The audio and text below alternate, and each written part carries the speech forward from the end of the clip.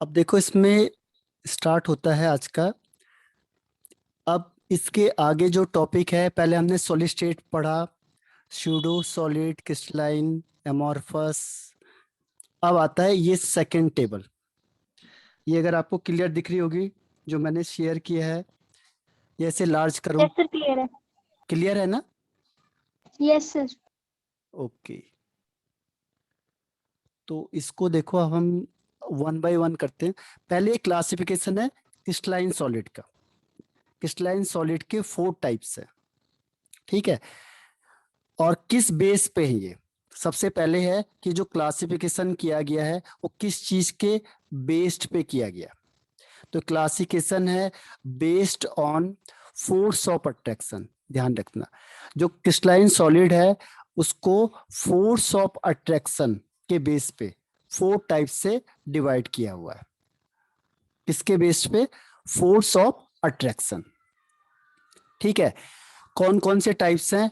First is molecular solid, second is ionic solid, third one is metallic solid, and fourth one is covalent और network solid, ठीक है। तो crystalline solid को 4 types में divide किया गया। किस चीज के बेस पे? अब बताओ। Crystalline solid is classified into 4 types, on which basis?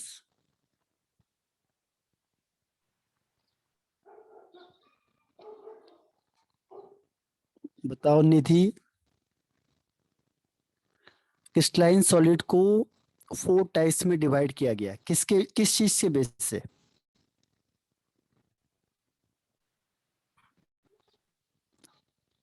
Answer is force of attraction.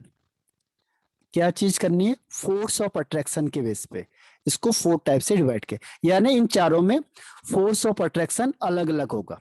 अब देखो, मॉलिक्यूलर सॉलिड होता है जो, इसके भी 3 टाइप्स होते हैं। पहला नॉन पोलर, दूसरा पोलर, तीसरा हाइड्रोजन बॉन्डिंग, ठीक है। 3 टाइप्स हैं मॉलिक्यूलर के भी। अब सबसे पहली चीज है कॉन्स्टिट्यूएंट पार्टिकल्स। कॉन्स्टिट्यूएंट मतलब किस चीज से मिलके बना है। अब मॉलिक्यूलर सॉलिड है तो मॉलिक्यूल से मिलके बनेगा, आयनिक सॉलिड है तो आयन से मिलके बनेगा। मेटल सॉलिड का मतलब क्या होता है? देखो, जैसे कॉपर है, मेटल है, तो कॉपर मेटल में क्या होता है? कॉपर में चार्ज हो जाता है, प्लस चार्ज, इसे कहते हैं पॉजिटिव मेटल चार्ज, ठीक है। और इसमें इलेक्ट्रॉन घूमते रहते हैं। आपने देखा होगा कि मेटल में सर जैसे रिपीट आप कर करंट दो। हाँ, फिर से रिपीट कर दो। अच्छा, नेट चला गया था क्या आपका? सर आवाज नहीं आ रही थी। हाँ, मैंने आपको क्वेश्चन पूछा ना, आपने रिप्लाई नहीं किया कुछ भी। तो देखो, सबसे पहली चीज मैंने आपको क्या बताई, क्रिस्टलाइन सॉलिड 4 टाइप से होता है on the basis of force of attraction. पहली चीज, कौन कौन से? Molecular, ionic, metallic and covalent. फिर मेटेलिक को, सॉरी, मॉलिक्यूलर को भी 3 टाइप से डिवाइड किया हुआ है, non polar, polar and hydrogen bonding, ठीक है। अब इसके पॉइंट है जिसके बेस पे इसको डिफ्रेंशिएट करते हैं। पहला कॉन्स्टिट्यूएंट पार्टिकल्स, यानी किस चीज से मिलके बना है वो। अब जो मॉलिक्यूलर होगा वो मॉलिक्यूल से मिलके बनेगा, आयनिक सॉलिड होगा तो आयन से मिलके बनेगा। आयंस में कौन कौन से आयंस होंगे? कैटायन एंड एनायन, तो यहाँ पे लिख सकते हैं कैटायन और एनायन, ठीक है। फिर मेटेलिक सॉलिड होता है, मेटेलिक मतलब मेटल, जैसे ये आयरन हो गया, गोल्ड हो गया, कॉपर, कोई भी मेटल। तो ये मेटल कभी भी क्या होता है? आयंस फॉर्म में होता है, और इसके इलेक्ट्रॉन घूम रहे होते हैं, इसे कहते हैं इलेक्ट्रॉन सी मॉडल। इलेक्ट्रॉन सी मॉडल, यानी कि जो पूरा मेटल है वो सी की तरह है और इलेक्ट्रॉन घूमता जा रहा है उसमें, ठीक है। तभी तो करंट एकदम से लगता है, जैसे हमने मेटल में करंट लगाया तो तुरंत पास हो जाता है, क्योंकि इलेक्ट्रॉन तो उसमें ऑलरेडी घूम रहे होते हैं। इसीलिए जितने भी कंडक्टर होते हैं इलेक्ट्रिसिटी को पास करने वाले, वो मेटल के ही होते हैं। तो इसके 2 चीज से मिलके बनता है मेटेलिक सॉलिड, एक पॉजिटिव मेटल, ये पॉजिटिव मेटल, और इलेक्ट्रॉन उसमें घूम रहे होते हैं, डीलोकलाइज इलेक्ट्रॉन। 2 चीज उससे मिलके बनता है मेटेलिक सॉलिड। और कोवेलेंट कंपाउंड किससे मिलके बनता है? आयंस, ओ सॉरी, एटम से। तो एटम से बनता है कोवेलेंट, मेटेलिक बनता है पॉजिटिव मेटल और इलेक्ट्रॉन से, आयनिक बनता है आयन से, और मॉलिक्यूलर बनता है मॉलिक्यूल से। तो ये पहला स्टेप इसका फिनिश होता है। इसमें कोई doubt? No sir. Okay. Second है फोर्स ऑफ अट्रैक्शन। इसे कहते हैं बाइंडिंग या अट्रैक्टिव फोर्स, यानी फोर्स ऑफ अट्रैक्शन। अब देखो मॉलिक्यूल है तो वीक फोर्स ऑफ अट्रैक्शन होगा। तो अगर नॉन पोलर है, यानी कि जिसमें कोई चार्ज नहीं होता, तो उसमें सबसे वीक फोर्स होता है। इसे कहते हैं डिस्पर्सन फोर्स या डिस्पर्सिव फोर्स और लंडन फोर्स। ये आपने क्लास 11th में पढ़ा होगा स्टेट ऑफ मैटर में। ठीक है, तो ये Yes, सबसे sir. वीकेस्ट फोर्स होता है। जैसे कोई भी गैस है, आर्गन है, आयोडीन है, ऑक्सीजन है, तो इसमें इसके बीच में फोर्स लगेगा लंडन फोर्स, जो सबसे वीक होता है। और पोलर, पोलर में होता है डाइपोल डाइपोल इंटरेक्शन। जैसे HCl है, तो मैंने कहा H और Cl, तो बताओ इसमें किसी Cl पे कौन सा चार्ज आएगा? Minus. माइनस का, वेरी गुड। और हाइड्रोजन में Positive. पॉजिटिव।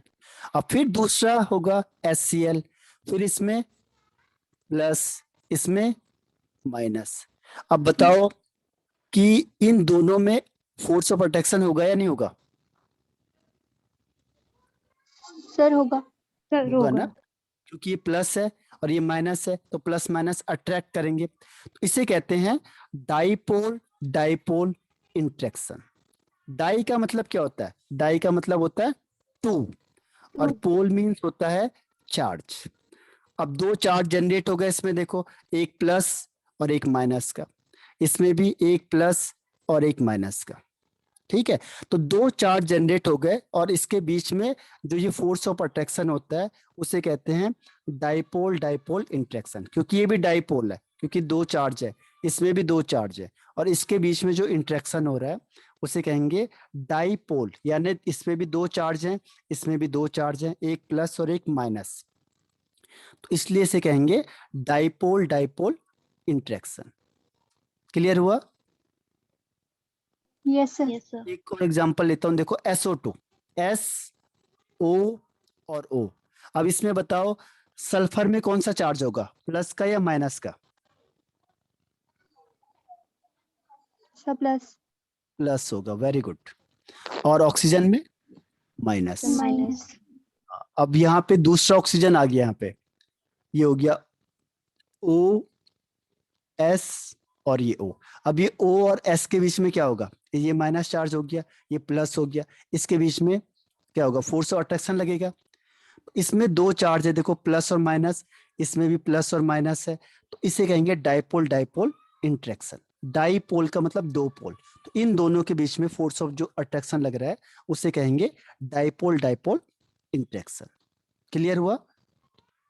Yes, sir. अब थर्ड पॉइंट देखो, हाइड्रोजन बॉन्डिंग। हाइड्रोजन बॉन्डिंग के लिए दो कंडीशन होती है। पहली कंडीशन क्या होगी, कोई बता सकता है? हाइड्रोजन बॉन्डिंग पढ़ी है आप लोगों ने? No, hydrogen sir. बॉन्डिंग कहते हैं कि हाइड्रोजन उस एटम से कंबाइंड होगा जिसकी दो खास बात होती है। पहली, उसकी इलेक्ट्रोनेगेटिविटी बहुत ज्यादा होनी चाहिए, having high electronegativity and small size. दो खास बात होनी चाहिए, और ये केवल तीन ही एलिमेंट के पास है, फोन, फ्लोरीन, ऑक्सीजन, नाइट्रोजन। इसके बीच में हाइड्रोजन बॉन्डिंग होगी। जैसे एग्जांपल के लिए वाटर, H, और यहाँ पे क्या होगा? O होगा, फिर यहाँ पे H होगा। अब इसमें भी वही होता है, देखो माइनस प्लस चार्ज, और दूसरा भी वाटर बनेगा, देखो ये प्लस है और ये फिर माइनस है और ये फिर प्लस है, और इन दोनों के बीच में फिर वही फोर्स, जैसे डाइपोल डाइपोल था तो ये भी डाइपोल वाला ही है, देखो।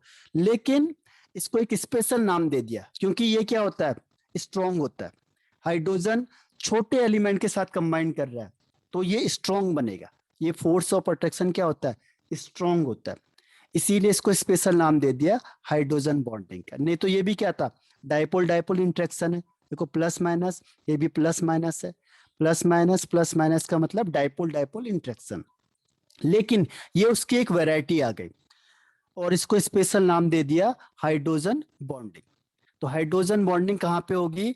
जहां पे hydrogen is combined with the element having high electronegativity and small size is called hydrogen bonding.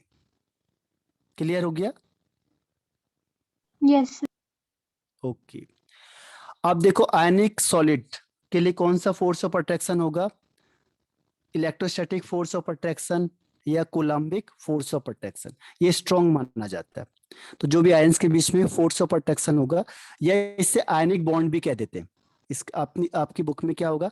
Ionic bond भी लिखा होगा। तो आयनिक बॉन्ड हो, या इलेक्ट्रोस्टैटिक फोर्स ऑफ अट्रैक्शन हो, या कोलम्बिक फोर्स ऑफ अट्रैक्शन हो, वो किसके बीच में होता है?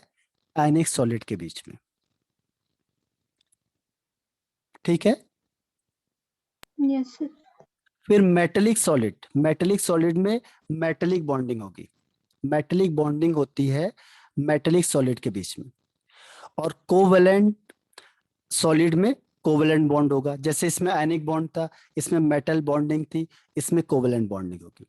तो इस तरीके से फोर्स ऑफ अट्रैक्शन सबका अलग अलग होता है, इसीलिए इसे 4 टाइप्स में डिवाइड कर दिया, on the basis of bonding force या अट्रैक्टिव फोर्स या फोर्स ऑफ अट्रैक्शन। तो ये सेकंड पॉइंट क्लियर हो गया, 1 2। Yes, sir. अब देखो फिजिकल स्टेट में आ जाते हैं हम पहले। Physical state, physical nature. जैसे ये सॉफ्ट होता है, क्योंकि जो मॉलिक्यूल होगा फोर्स ऑफ अट्रैक्शन कम होगा तो सॉफ्ट होगा। ये भी फोर्स ऑफ अट्रैक्शन कम होता है, सॉफ्ट होता है। मैंने कहा ना हाइड्रोजन बॉन्डिंग थोड़ा सा क्या होता है, स्ट्रॉन्ग माना जाता है तो ये डायपोल मोमेंट का। लेकिन हाइड्रोजन किसके साथ कंबाइन करेगा? जिसका छोटा साइज है और हाई इलेक्ट्रोनेगेटिविटी है, तो उसके बीच में क्या होता है, थोड़ा स्ट्रॉन्ग फोर्स बन जाता है। इसकी वजह से ये हार्ड हो जाता है। ठीक है, तो हाइड्रोजन बॉन्डिंग हार्ड होती है। तो आइस देखा होगा आपने, हार्ड ही होता है, सॉफ्ट नहीं होता। तो आइस Yes, वगैरह sir. है तो हाइड्रोजन बॉन्डिंग होगी, यानी हार्ड बनेगा। आयनिक सॉलिड क्या होता है? हार्ड होता है, क्योंकि NaCl वगैरह, ZnS, ये सब हार्ड होते हैं, बट ब्रिटल होता है। ब्रिटल का मतलब पता है आपको क्या होता खुरदुरा. है? Sir, खुरदुरा. हाँ, एक और चीज कह सकते हैं इसे, कि जैसे आप इसे क्या करोगे, हैमर से मारोगे, ठीक है, हैमरिंग करोगे इसमें, तो उससे क्या होगा, इसके स्मॉल पीसेस हो जाएंगे, स्मॉल पीसेस। ठीक है, तो ब्रिटल कहते हैं उसे। अब मैंने कहा ये तो बहुत ज्यादा स्ट्रांग होता है, आयनिक कंपाउंड तो बहुत ज्यादा स्ट्रांग होते हैं, लेकिन जैसे आप थोड़ी सी हैमर करोगे ये छोटे छोटे पीसेस में टूट जाएगा। क्यों? उसका लॉजिक क्या है देखो, सपोज ये प्लस चार्ज है, माइनस चार्ज है, प्लस है, माइनस है, प्लस है, माइनस है। अब आयनिक कंपाउंड कैसे बनता है? प्लस के साथ क्या होगा? माइनस होगा। ठीक है, तो इसके साथ माइनस हो गया, इसके साथ प्लस हो गया, इसके साथ माइनस, इसके साथ प्लस, इसके साथ माइनस, इसके साथ प्लस। अपोजिट चार्ज अट्रैक्ट करेंगे। अब सपोज करो आपने यहां से क्या किया, हैमरिंग कर दी, इसको हैमर से मारा, थोड़ा सा ऊपर से मारोगे तो थोड़ी सी लाइनें खिसक जाती है। अब खिसकेगी तो क्या होगा देखो, ये प्लस है, ये माइनस है, ये प्लस है, ये माइनस है। अब एक लेयर इसकी थोड़ी सी खिसक गई तो क्या होगा कि ये माइनस है जो आपका, देखो इसके ऊपर से ये माइनस है, ये माइनस के ही पास आ जाएगा, ये प्लस है, प्लस के ही पास आ जाएगा। सोचो इसे थोड़ी सी शिफ्ट हो गया तो ये दोनों आप पास पास हो जाएंगे, ये दोनों पास पास हो जाएंगे, ये दोनों पास पास हो जाएंगे, ये दोनों पास पास हो जाएंगे। अब क्या होगा, प्लस प्लस रिपल्सन करेंगे तो अब ये दूर भागेंगे, इसलिए क्या होता है, ये बहुत जल्दी टूट जाता है। तो ये छोटे छोटे पीसेस में टूट जाएगा। जैसे चौक होता है, चौक को मारा आपने तो पाउडर फॉर्म में आ जाता हो तुरंत। तो ऐसे ही एनी कंपाउंड क्या होता है, तुरंत पाउडर फॉर्म में आ जाते हैं। क्यों?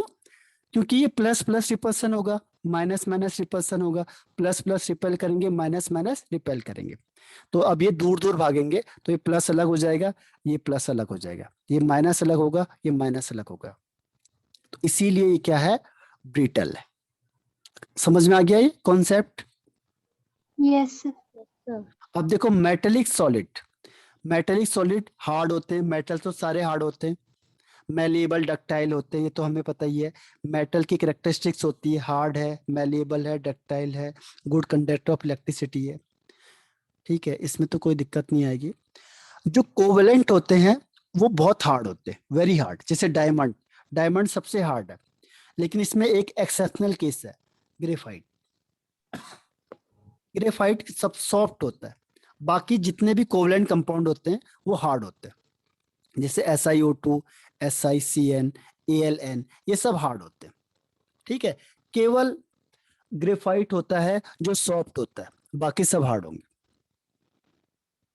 जैसे डायमंड सबसे हार्डेस्ट सब्सटेंस है, तो कोवेलेंट वाले हार्डेस्ट में होते हैं, बहुत ज्यादा हार्ड होते हैं, तो इसलिए ये हार्ड है। बट एक एक्सेप्शनल है, graphite. Clear? Yes sir. Yes sir. अब देखो कंडक्टिविटी, इलेक्ट्रिसिटी कौन पास करेगा? तो मॉलिक्यूल है, तो मॉलिक्यूल इलेक्ट्रिसिटी पास नहीं करते, तो ये तीनों के तीनों इलेक्ट्रिसिटी पास नहीं करेंगे। अब आयनिक कंपाउंड क्या होता है? अगर वो सॉलिड स्टेट में है तो इंसुलेटर होता है, यानी इलेक्ट्रिसिटी पास नहीं करेगा। जैसे NaCl है सॉलिड स्टेट में, तो ये इलेक्ट्रिसिटी पास नहीं करता। क्यों नहीं करता? क्योंकि इसमें स्ट्रॉन्ग फोर्स ऑफ अट्रैक्शन होता है, इसीलिए इलेक्ट्रिसिटी को पास नहीं करेगा। लेकिन जैसे आप इसे मेल्ट करोगे या इसे एक्वस में डालोगे, जैसे आपने NaCl को पानी में मिला दिया, तो ये आयंस में टूट जाता है, Na+ में और Cl- में, तो ये इलेक्ट्रिसिटी को पास करेगा। या आपने इसे मेल्ट कर दिया, मोल्टन मीन्स होता है मेल्ट कर दिया, जैसे आप इसे मेल्ट करोगे तो क्या होगा? Na+ और Cl- में ब्रेक डाउन हो जाएगा। ठीक है, तो Na+ और Cl- में टूटेगा, तो ये मेल्ट कर दिया आपने, और मेल्ट करने के बाद आयंस में टूटेगा और इलेक्ट्रिसिटी पास करेगा। तो इसीलिए जो मेल्टन स्टेट होता है या एक्वस स्टेट होता है, उसमें ये गुड कंडक्टर ऑफ इलेक्ट्रिसिटी होता है। लेकिन जैसे सॉलिड स्टेट होता है, तो ये स्ट्रॉन्ग फोर्स ऑफ अट्रैक्शन से बाइंड अप होता है, तो इसमें फ्री आयंस नहीं होते, फ्री आयंस नहीं होंगे, नो फ्री आयंस, इसीलिए ये इलेक्ट्रिसिटी को पास नहीं करेगा। तो ये समझ में आया आपको? आयनिक यस सॉलिड में। अब मेटेलिक सॉलिड तो इलेक्ट्रिसिटी को पास करेगा ही करेगा, चाहे वो सॉलिड स्टेट हो चाहे वो मोल्टन स्टेट हो। क्यों? क्योंकि इसके पास फ्री इलेक्ट्रॉन होते हैं, मैंने कहा ना, ये डीलोकलाइज इलेक्ट्रॉन या फ्री इलेक्ट्रॉन होते हैं। तो जो मेटल होता है उसमें फ्री इलेक्ट्रॉन होंगे ही होंगे, तो वो इलेक्ट्रिसिटी को पास करेगा, चाहे वो सॉलिड में हो चाहे मोल्टन स्टेट में हो, यानी मेल्ट कर दिया हो, तो भी वो इलेक्ट्रिसिटी को पास करेगा। कोवेलेंट होता है, वो इलेक्ट्रिसिटी को पास नहीं करता, क्योंकि उसमें आयंस या इलेक्ट्रॉन नहीं होते। लेकिन एक्सेप्शनल केस है ग्रेफाइट में, आपने पढ़ा होगा कि जो ग्रेफाइट होता है वो इलेक्ट्रिसिटी को पास करता है। रीजन क्या होता है? क्योंकि ग्रेफाइट का स्ट्रक्चर ऐसे बनता है, ये। अब देखो, इसमें कार्बन की वैलेंसी कितनी होती है? 4। अब एक पॉइंट इसमें बीच का कार्बन है। अब कार्बन एक एटम से कनेक्ट होगा, दूसरे से कनेक्ट होगा, तीसरे से कनेक्ट होगा, तो 3 इलेक्ट्रॉन इसके बिजी हो गए, लेकिन एक इलेक्ट्रॉन इसका खाली होता है। ठीक है, तो एक फ्री इलेक्ट्रॉन की वजह से ये इलेक्ट्रिसिटी को क्या करता है? कंडक्ट करता है। तो ग्रेफाइट एक्सेप्शनल केस है जो इलेक्ट्रिसिटी को पास करेगा, बाकी कोई नहीं करते। क्लियर हो गया ये भी इलेक्ट्रिकल कंडक्टिविटी का पॉइंट? अब आते हैं हम इसमें मेल्टिंग पॉइंट में, बॉइलिंग या मेल्टिंग पॉइंट। देखो, जो मॉलिक्यूल से बनेगा वो तो बहुत वीक होगा, तो इसका मेल्टिंग पॉइंट बहुत कम हो जाएगा। ये डाइपोल होता है, थोड़ा बहुत चार्ज होता है, तो फोर्स ऑफ अट्रैक्शन ज्यादा होगा, लेकिन तब भी लो होगा, वेरी लो नहीं होगा। हाइड्रोजन बॉन्डिंग होती है, फोर्स ऑफ अट्रैक्शन ज्यादा होगा, लेकिन बहुत ज्यादा नहीं होगा, तो इसीलिए ये भी लो में काउंट होता है। आयनिक आयंस के बीच में होता है, तो फोर्स ऑफ अट्रैक्शन बहुत ज्यादा होता है, तो ये मेल्टिंग पॉइंट हाई हो जाएगा। मेटल डिपेंड करता है सिचुएशन पे, पर जनरली ये हाई माना जाता है, क्योंकि मेटल के बीच में फोर्स ऑफ अट्रैक्शन ज्यादा होता है, तो इसीलिए उसका मेल्टिंग पॉइंट हाई होता है। फेयरली हाई का मतलब डिपेंड करता है सिचुएशन पे, लो से हाई तक हो सकता है। और जो कोवेलेंट बॉन्ड होता है, ये कोवेलेंट सॉलिड होता है, इसका वेरी हाई होता है। मैंने कहा था ये बहुत हार्ड होते हैं, और हार्ड होंगे तो इसको तोड़ने में बहुत ज्यादा हीट चाहिए होगी, इसीलिए इसका मेल्टिंग पॉइंट वेरी हाई हो जाएगा। तो कोवेलेंट कंपाउंड का मेल्टिंग पॉइंट वेरी हाई। ये समझ में आया आपको पूरा chart? Yes yes sir. Okay, तो एक स्टेप हमारा ये भी खत्म हो गया। देखो, इसमें हमने पढ़ लिया क्लासिफिकेशन ऑफ क्रिस्टलाइन सॉलिड। अब हम आगे बढ़ते हैं इसके।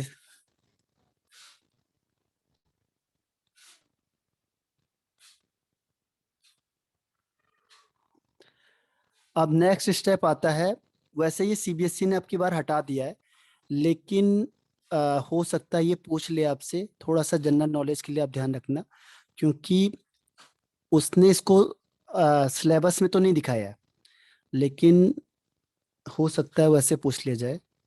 देखो क्या होता है कि जो सेल, यूनिट सेल होता है, यूनिट सेल, यूनिट सेल को on the basis of edge length, ध्यान रखना, एज लेंथ और एज एंगल, जो एंगल होता है और किसके बेस पे, लेंथ के बेस पे, इसको 7 टाइप्स में डिवाइड किया हुआ है यूनिट सेल को। ध्यान रखो, पहले मैंने आपको बताया था कल नंबर ऑफ एटम प्रेजेंट के बेस पे, और अब जो बता रहा हूं मैं आपको ये किसके बेस पे है, एज लेंथ के बेस पे और एंगल के बेस पे। ठीक है, इसको 7 टाइप्स में डिवाइड किया हुआ है, किसको, यूनिट सेल को। Unit cell is divided into 7 types on the basis of edge length and edge angle. Edge length और एज एंगल के बेस पे इसको 7 टाइप्स में डिवाइड किया हुआ है। क्लियर है? Yes sir. अब देखो ए किसे बोलते हैं, ए बी सी दिखा रहा है, देखो यहाँ पे ये ए है, ये बी है, ये सी है ऊपर वाला साइड। ठीक है, ए बी सी, तो जो मैंने लिख रहा हूं ए बी सी, वो इसके बेस पे, ए ये वाली साइड, बी ये वाली साइड, सी ऊपर वाली साइड, ये जितनी ऊपर वाली साइड है वो सी है, इधर वाली बी है, और ये इधर वाली ए है, ये ए है, ये बी है और ये सी है। ठीक है, तो इस तरीके से इसको क्या है, डिवाइड किया हुआ है ए बी सी में। और अल्फा बीटा गामा क्या है, एंगल है। एंगल को कैसे दिखाया है उसे भी बता देता हूं मैं आपको। देखो एंगल को कैसे दिखाया हुआ है, सबसे पहले ये वाला जो एंगल है, ये देखो ये अल्फा है, यहां से मैं ले लेता हूं इसे, देखो ये अल्फा। ठीक है, ये वाला जो एंगल है, ये लाइन मैंने ले ली, ये अल्फा। इसके बाद एक लाइन इधर की साइड जा रही है, तो इसके और इसके बीच में बीटा, अल्फा बीटा, और फिर यहां से यहां तक के बीच में गामा। तो 3 एंगल बनेंगे इसमें, अल्फा बीटा और गामा। और इसमें से देखो ये वाली लेंथ को हमने क्या बोला है, ए। ठीक है, और इधर वाली लेंथ को हमने बोला है बी, और ऊपर वाली लेंथ को हमने बोला है सी। ठीक है, तो इस तरीके से इसको याद रखना है, ये है लाइन इसकी। तो A B C, A B C और अल्फा बीटा गामा। ये बी है तो ये भी बी हो जाएगी, और यहाँ ए आएगा और ये सी रहेगा ऊपर।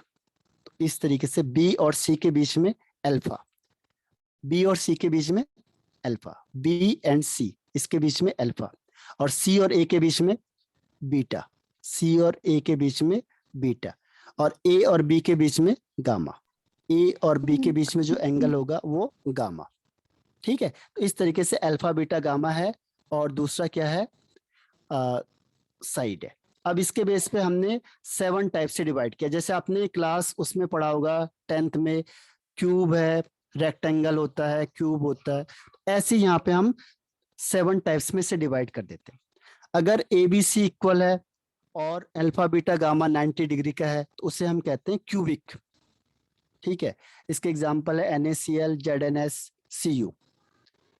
इसमें 3 फेज हो सकते हैं, प्रिमिटिव हो सकता है, FCC, BCC आ जाता है।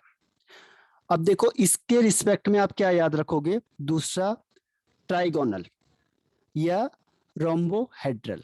इसमें क्या होता है, देखो ABC इक्वल है, इसका भी ABC इक्वल है, बस फर्क क्या है, देखो इसमें अल्फा बीटा गामा 90 है, इसमें नॉट इक्वल टू 90 है। ये है ट्राइगोनल या रोम्बोहेड्रल। तो इसमें एक ही फॉर्म होती है प्रिमिटिव की, और एग्जांपल है सिनेबार और कैल्साइट। पहला स्टेप ये हो गया जिसमें दोनों सेम हो गए। अब दूसरा स्टेप देखो जिसमें सी इक्वल नहीं होगा, तो ये है ट्राइगोनल और दूसरा हेक्सागोनल। ठीक है, ट्राइगोनल एंड हेक्सागोनल, दो ऐसे हैं जिसमें क्या होगा, a is equal to b but not equal to c. A equal to b but not equal to c. ये दो स्टेप हो गए, टेट्रागोनल एंड हेक्सागोनल। अब देखो पहले स्टेप में ये भी सेम था, अल्फा बीटा गामा 90, ये भी अल्फा बीटा गामा 90। और हेक्सागोनल में क्या होता है, अल्फा और बीटा 90 का होगा लेकिन गामा 120 का होगा, तो ये होगा हेक्सागोनल। हेक्सागोनल का स्ट्रक्चर बनेगा हेक्सागोनल की तरह, ये हेक्सागोनल। और इसका एग्जांपल है हेक्सागोनल में ग्रेफाइट है, ZnO, CdS। और टेट्रागोनल में है ये white tin, SnO2, TiO2, CSO4। इतना नहीं पूछता आपसे, ये पूछ लेगा बस। तो सेकेंड स्टेप ये हुआ। थर्ड स्टेप में क्या है देखो, ऑर्थोरोम्बिक या रोम्बिक, दूसरा मोनोक्लिनिक और तीसरा ट्राइक्लिनिक। ये तीनों में देखो A is not equal to b not equal to c, A is not equal to b not equal to c, A not equal to b not equal to c. किसमें, orthorhombic या फिर monoclinic और triclinic, ये तीनों में 1, 2 and 3। तो ये एक ही चीज हो गई कॉमन। अब पहले वाले केस में देखो सेम है, अल्फा बीटा गामा इक्वल होगा अल्फा बीटा गामा 90, तो पहले केस में इक्वल है। सेकंड केस में देखो ट्राइगोनल में, सॉरी मोनोक्लिनिक में क्या होगा, अल्फा और गामा 90 होता है but beta is not equal to 90 degree. और ट्राइक्लिनिक में क्या होता है, कोई भी इक्वल नहीं होता 90 के, अल्फा बीटा गामा और 90 सब अलग अलग होंगे, तो इसे कहते हैं ट्राइक्लिनिक। और ये पूरा का पूरा सिस्टम होता है क्रिस्टल सिस्टम, ध्यान रखना, इसे कहते हैं क्रिस्टल सिस्टम। और ब्रेविस लैटिस किसे कहते हैं, कि इसके टोटल 14 फॉर्म्स होते हैं, क्रिस्टल सिस्टम के टोटल 14 फॉर्म्स होते हैं, उसे हम कहते हैं ब्रेविस लैटिस। ये जो 14 के 14 फॉर्म्स हैं इसके, इसे कहेंगे ब्रेविस लैटिस। अगर आता है उसमें ब्रेविस लैटिस बताओ, तो Brevis lattice means 14 form of crystal system is called Brevis lattice. और 7 इसके क्रिस्टल सिस्टम है। तो याद हो जाएंगे ये। यस।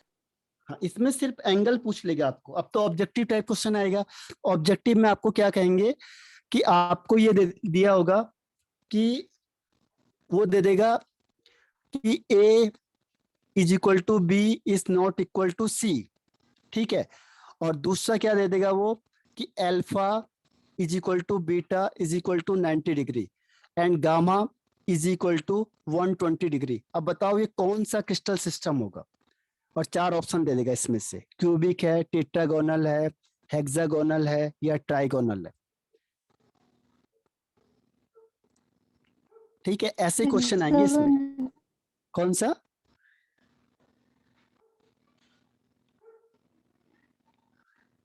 हेक्सागोनल। हेक्सागोनल।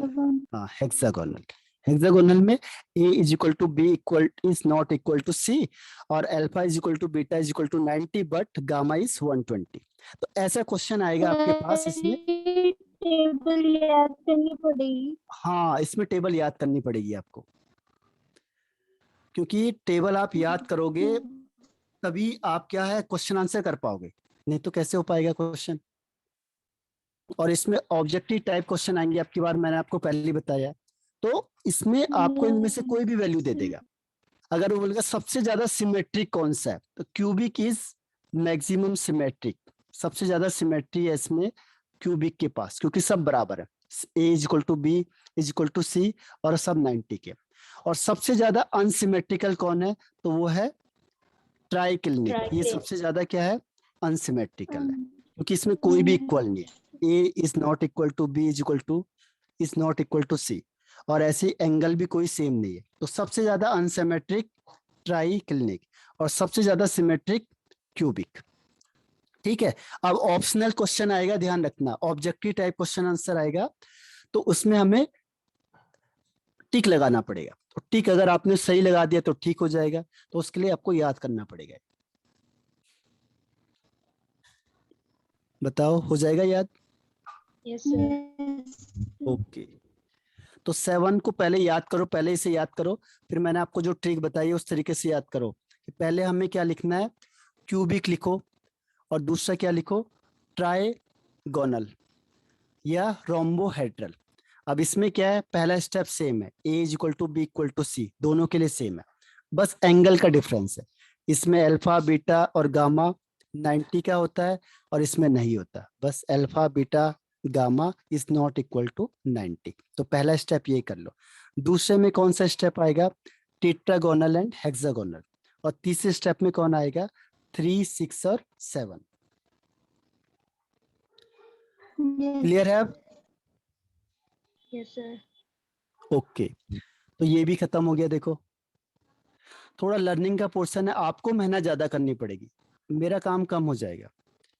आपको याद नहीं होगा तो मैं आपको याद करवा भी दूंगा, लेकिन आपको मेन याद करना पड़ेगा। अब इसमें एक और आता है आपके पास, ए आर और या क्लोज पैकिंग। चलो मैं आपको क्लोज पैकिंग ही बता देता हूं पहले। आपके जो उसमें है, क्या कहते हैं उसके लिए, सिलेबस में है जो आपके एनसीईआरटी में, तो उसमें क्लोज पैकिंग ही है पहले, तो मैं क्लोज पैकिंग ही बता देता हूँ। क्लोज पैकिंग का मतलब क्या होता है, अरेंजमेंट होता है, किस तरीके से हमने किसी चीज को अरेंज किया हुआ है। इसमें क्या होता है, मैंने आपको कहा था कि जब भी हम यहाँ पे सॉलिड स्टेट बोलेंगे तो उसके जो एटम होंगे उसको हम किससे दिखाएंगे, स्पेयर से। एटम को हर हमेशा स्पेयर से दिखाएंगे, ध्यान रखना। पैकिंग का मतलब क्या हुआ, अरेंजमेंट। जैसे आपने बैग पैक करना है तो उसमें सामान रखोगे, तो उस तरीके से हम उसे क्या कहते हैं, पैकिंग कह देंगे। ठीक है, तो क्लोज पैकिंग होनी चाहिए कि जिस अच्छा से अच्छा पैकिंग हो, यानी one in which maximum available space is occupied will be economical which is called close packing. ठीक है, जिसमें मैक्सिमम क्या होगा, अवेलेबल स्पेस ऑक्यूपाइड हो जाएगा। तो आप बोलोगे तो बहुत ज्यादा पैकिंग है, जितना स्पेस अगर आपने पूरा भर दिया तो मतलब क्या हुआ कि वो क्लोजली पैक्ड है। अब क्या होगा, इसको पैकिंग करने के हमारे पास 3 तरीके हैं। आपकी बुक में जो लिखा हुआ है वो 3 वेज है जिससे हम इसको पैकिंग करते हैं। ठीक है, आपको पूछा जाता है, देखो ये आपकी बुक में लिखा है इसे 1 डायमेंशनल, ध्यान रखना, सिंगल लाइन को आपकी बुक में जो लिखा है 1D लिखा हुआ है, 1 डायमेंशनल। तो क्लोज पैकिंग इन 1 डायमेंशनल, इसमें क्या होगा, देखो स्पेयर्स आर अरेंज इन अ रो। इसको मैं लैंग्वेज लिख देता हूँ, इसमें लिखी नहीं है। इसमें कहते हैं कि जो स्पेयर्स होते हैं या एटम्स होते हैं, एटम्स आर अरेंज्ड इन अ रो, रो में होते हैं बस। अगर एटम्स रो में है या स्पेयर्स रो में है तो उसे हम क्या कहते हैं, 1 डायमेंशनल, यानी क्लोज पैकिंग इन 1 डायमेंशनल। अब देखो सीधा लगा हुआ है, एक स्पेयर ये है, दूसरा, तीसरा, चौथा, पांचवा। अगर मैं बनाता तो ढंग से नहीं बनता, इसलिए मैंने क्या किया, इसी के थ्रू बता दिया आपको। अब इसमें देखो कोऑर्डिनेशन नंबर 2 है, क्योंकि हम क्या लेते हैं, मिडिल 1 लेंगे, तो मिडिल 1 से देखेंगे 1 और 2। इसके इससे 2 एटम्स या स्पेयर टच है, तो इसीलिए इसका कोऑर्डिनेशन नंबर 2 हो जाएगा। तो इसमें इतना ही है आपके पास। तो समझ में आ गया close packing yes in sir. 1 dimensional. देखो इसको मैं आपको एक बार डायग्राम बना देता हूं कि जो क्लोज पैकिंग होती है जनरली आपके पास, क्लोज पैकिंग इसके 3 टाइप्स हैं आपकी बुक में। फर्स्ट होता है 1D, दूसरा होता है 2D, तीसरा होता है 3D। ठीक है, अब 1D में कोई टाइप्स नहीं होते हैं, ये तो सिंपल है। 2D में आपके पास 2 टाइप्स होते हैं, 2D मतलब 2 डायमेंशनल। इसमें होता है एक स्क्वायर क्लोज पैकिंग और एक होता है hexagonal close packing. Hexagonal close packing किसमें, 2D में, स्क्वायर क्लोज पैकिंग और हेक्सागोनल क्लोज पैकिंग। फिर आता है 3D। 3D में भी 2 टाइप्स होते हैं, 3D में 2 टाइप्स होते हैं। एक होता है क्यूबिक, क्यूबिक क्लोज पैकिंग, इसे कहते हैं CCP, क्यूबिक क्लोज पैकिंग।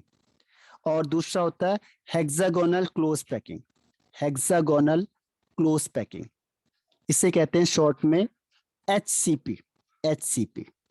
तो ये इसकी स्टडी करनी है हमने पूरी। क्लोज पैकिंग, इसके टाइप्स 3 टाइप्स के होते हैं, 1D, 2D, 3D। और 1D में कोई टाइप्स नहीं है, 2D में 2 टाइप्स होते हैं, square close packing and hexagonal close packing. फिर 3D, इसके भी दो टाइप्स होते हैं, क्यूबिक क्लोज पैकिंग और हेक्सागोनल क्लोज पैकिंग। क्लियर हुआ? Yes sir. Yes, sir. अभी टाइम खत्म हो गया, आप रिज्वाइन करो फिर सेम आईडी।